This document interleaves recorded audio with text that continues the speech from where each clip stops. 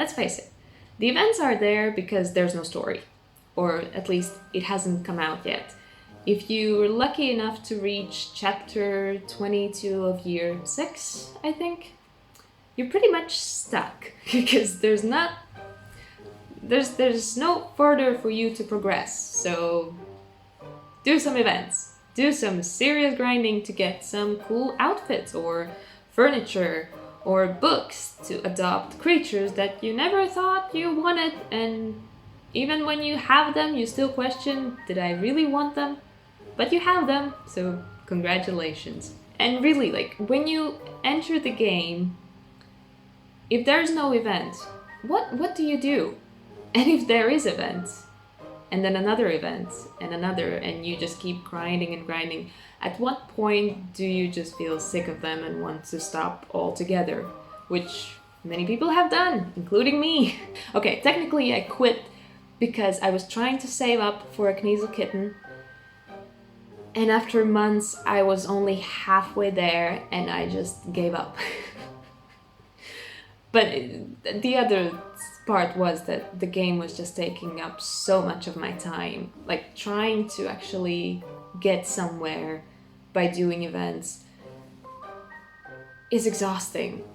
Yes, the gameplay technically is 5 minutes at a time, and you have these 2.5 hours to wait before your energy recharges, but still you're constantly thinking, oh, I need to check up how much energy I have, can I do more, can I do one more, and calculating strategies, and it's not fun.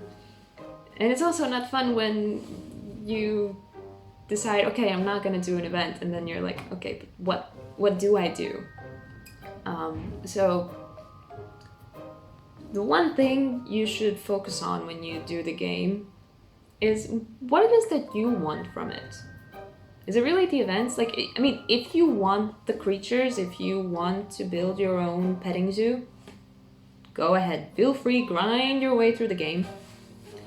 But if you're actually not that into them and you're kind of just tagging along with all of the hype, everyone always going, oh, the books, the books, the books. If you're one of those people, then for your own benefit and virtual wallet, I would suggest setting up your own goal within the game. What it is that you want to achieve. Chances are you do need some books, like the brown ones, because damn, those cruppies and kneasels are cute. And I mean the kitten and the puppy versions. I mean, that's my goal. And I will try and get the brown books, whichever way I can.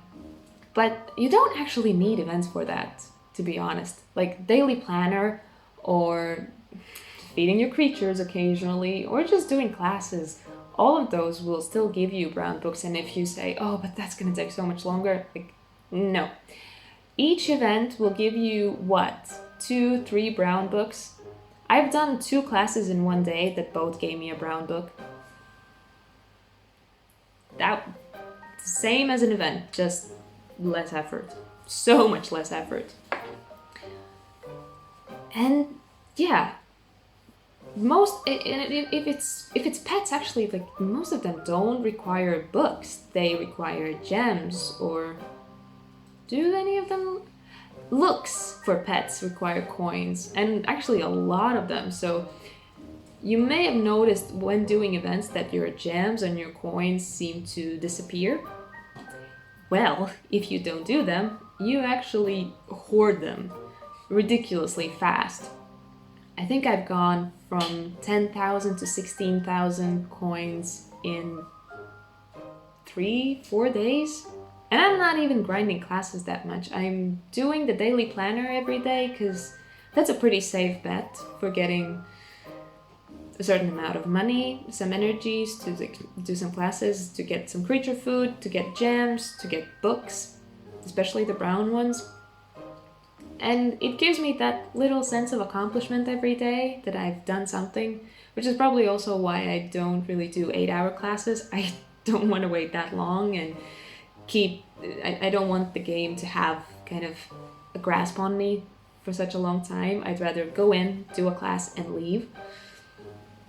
And I think it's actually a much better approach in general, except if you're doing house pride and you want the house points. Then yeah, then 8-hour classes. Sorry. But yeah, all those Quidditch matches or Quidditch friendlies, dueling. Oh, the dueling. That's a horrible one, and so not worth the one energy that you get when you win a duel. Like, don't spend your money on that.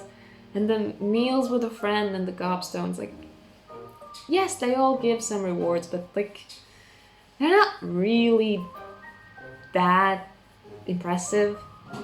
And frankly, they're just kind of boring as well. I mean, think about it. Like, you have a meal with Bill, and after like the 17th time of telling him how you invaded Mrs. Norris with a sleeping draught, I don't know how to pronounce it, he still says, "Ooh, I didn't know that about you." I mean, his attention span should tell you straight away that it's not really worth your while.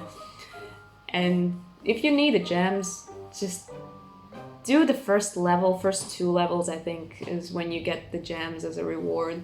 Those are easy to do, and you'll be done with them. It's just then and there. You got what you needed, and you left. So yeah, essentially,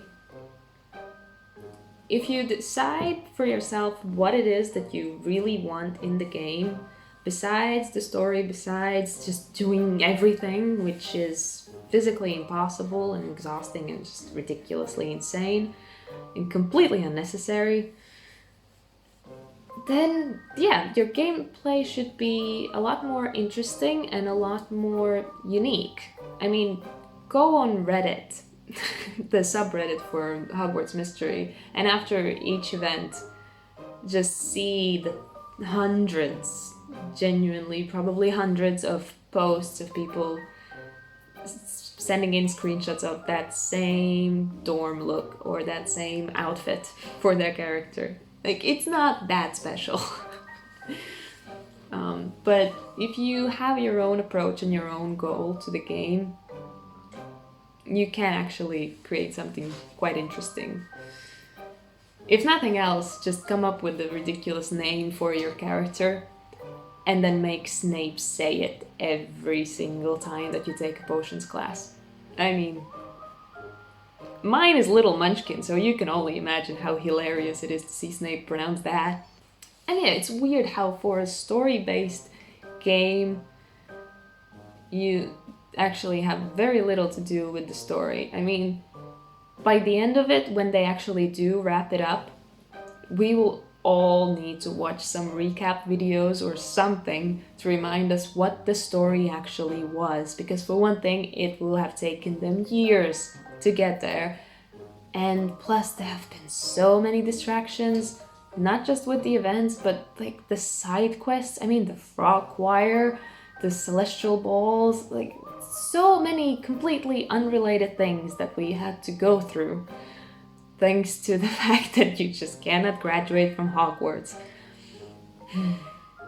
So yeah, essentially my point is, are the events that important? Not for everyone.